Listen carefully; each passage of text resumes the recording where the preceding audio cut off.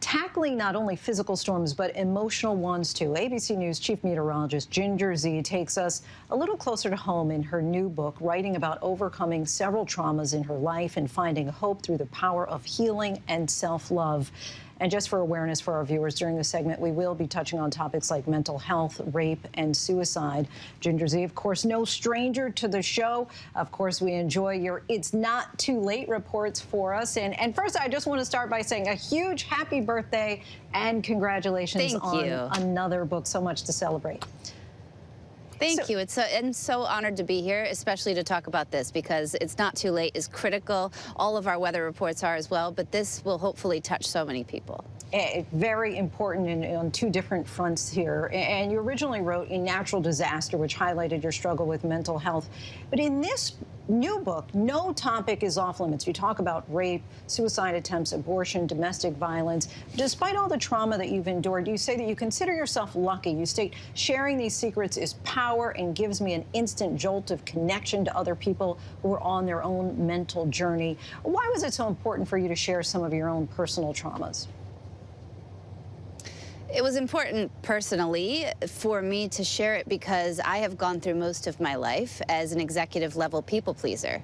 I am the person who just wants people to see perfection, and my whole life was built around that. I learned how to lie to control my eating. I learned how to use those lies to make sure that people did not see any of the traumas, that I didn't even see the traumas that I went through. Whenever something terrible would happen, I would be able to pack it away, or I thought I did, run as fast as I could and said, well, that didn't happen. That type of operation of my life was not working, and after 30 years of doing that, I needed real help, and that's when I went and got real help. And once I did, and I was able to see how powerful it is to be honest with yourself and transparent with others, I can't stop, because I won't stop healing, and I don't want to stop sharing the tools that have helped me to get here, because I know a lot of other people will need this too. And you say this book is not about healing, but the process of healing and the work that's required. Can you talk a bit about the time that you took to heal and why it's so important for all survivors of trauma to do the same?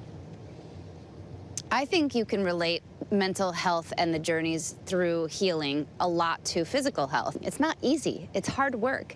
You have to go all the time. I go to my personal trainer of my brain, my therapist, once a week. Every single day I carve out time. You hear people say, I'm going to carve out time to work out. I carve out time to work out my brain. And when I flipped those priorities and started making mental health a priority, that's when I saw the biggest gains. And that's when I started to feel like healing was sustainable.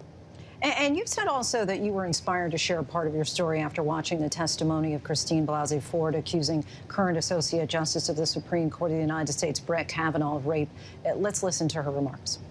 I am here today not because I want to be. I am terrified. What was it about this particular moment that made you say to yourself, I need to share more of my story?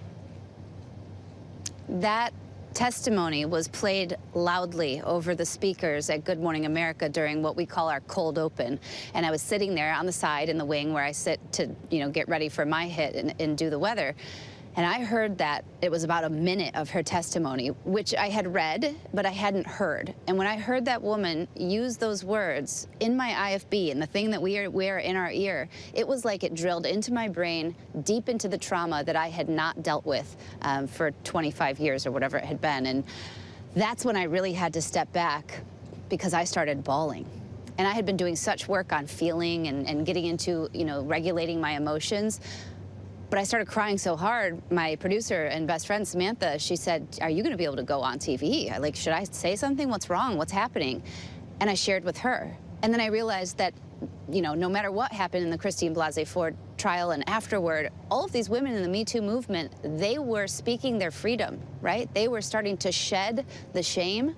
And once I started to do that, I thought this can only be more powerful for somebody else. And you said that your deep, dark secrets are your secret weapons. What do you mean by that?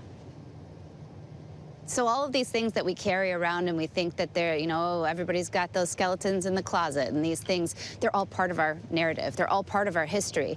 I talk all the time to my therapist about how we cannot delete trauma. You can't go back and take it out of your story. What you can do is go and process it so that it doesn't keep causing you stress both in mind and in body, because it will physically impact you over time.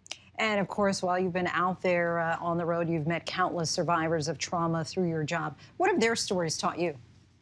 Every time I share a story, somebody else shares twice as much with me. That community of healing is the most beautiful, and you know, I think it's going to change society. I think if we all are able to just reach out to that one person and start by writing it down, showing it to someone else, speaking it out, those words on something like depression take away its control. I think of it all the time as kind of like a fog. If I wake up and I have what I like to call a gray day, and as soon as I see it, I say, I see you. And then I write it down, and then I call my team, my husband, my mom, my therapist, and as soon as I do that, 20% of it's gone, because I'm putting words to what I'm feeling. It makes so much sense. And of course, in your final chapter called The Clouds Don't Last Forever, it shares a message to other survivors of any and all types of trauma.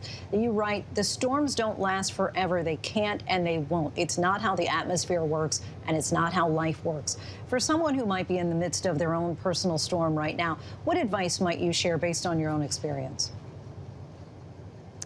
I think a lot about what I might be able to go back and tell myself on those days that I couldn't think of anything else except for taking my own life. And I've talked to parents who have lost their children, and they want to know, what could we have done?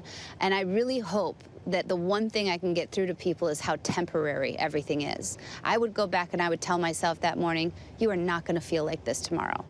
Right, and that hope can be the end-all, be-all for so many, and that last little shred that they need to hold on to. Ginger, we thank you so much for opening up and sharing such personal stories. And to our viewers, you can buy Ginger Zee's new book, A Little Closer to Home, How I Found the Calm After the Storm, wherever books are sold.